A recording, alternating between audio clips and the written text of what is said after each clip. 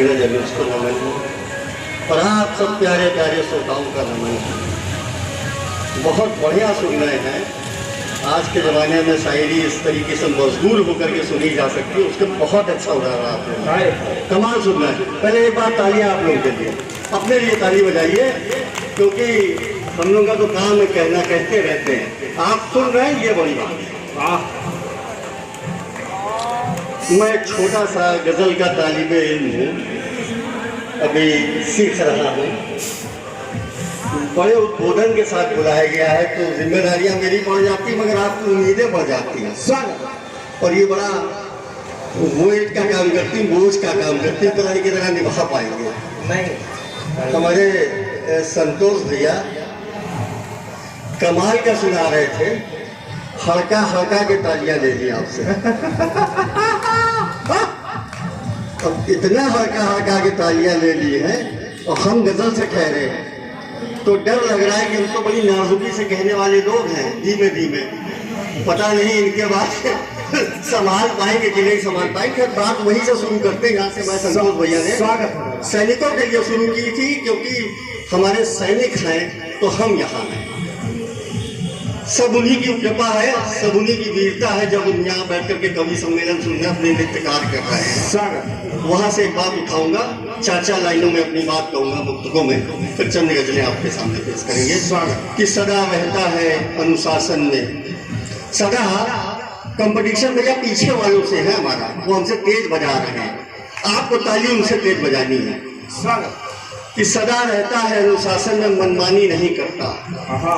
सदा रहता है अनुशासन में, मनमानी नहीं करता। कोई सैनिक कभी सरहद पे नादानी नहीं करता। सदा रहता है अनुशासन में, मनमानी नहीं करता। कोई सैनिक कभी सरहद पर नादानी नहीं करता। और शहीदों की शहादत पर कभी भी प्रश्न मत करना, हाथ खुले। शहीदों की शहादत पर कभी भी प्रश्न मत करना। कोई रोटी की खातिर जाके कुर्बानी नहीं करता। कोई भी रोटी की खातिर जाके कुर्बानी नहीं करता। आपने अपनी जिम्मेदारियों को निभाया, मैं कोशिश करूंगा आगे अपनी जिम्मेदारियों को निभाऊं। आसान नहीं है भैया, किसी के लिए कोई रोटी के लिए जान नहीं दे सकता, वो देते हैं। एक तालियां उनके लिए, एक तालियां उनके लिए।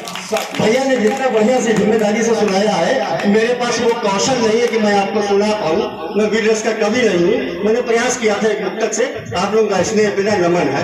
अब मैं थोड़ा थोड़ा अपने अंदाज में आता हूँ कि मुफलिसी के बाद जब दौलत का साया हो गया, मुफलिसी के बाद जब दौलत का साया हो गया, शख्स जो अपना था एक दिन में पराया हो गया।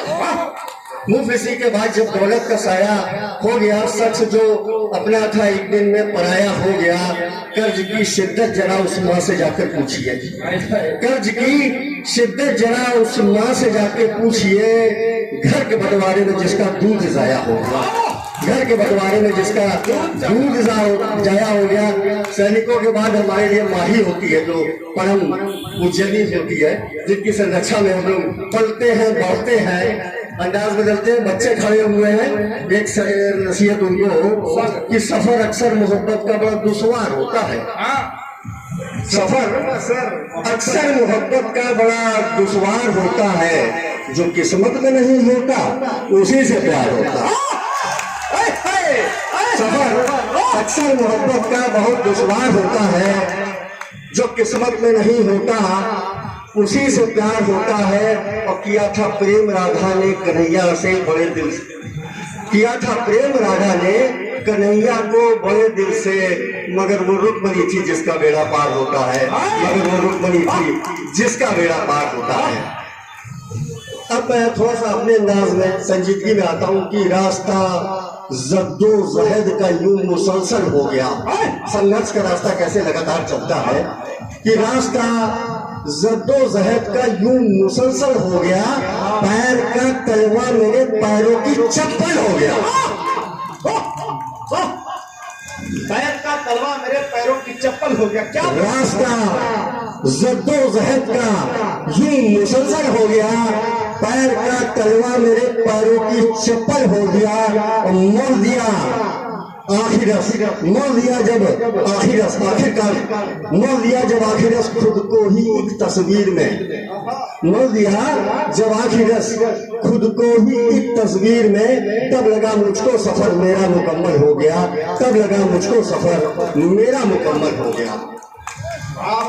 एक मुक्तक है कि भले आंखों से यादों का कभी मंजर नहीं जाता, भले आंखों से यादों का कभी मंजर नहीं जाता, किसी के वास्ते लेकिन कोई भूलमर नहीं जाता। भले आंखों से यादों का कभी मंजर नहीं जाता, किसी के वास्ते लेकिन कोई भूलमर नहीं जाता।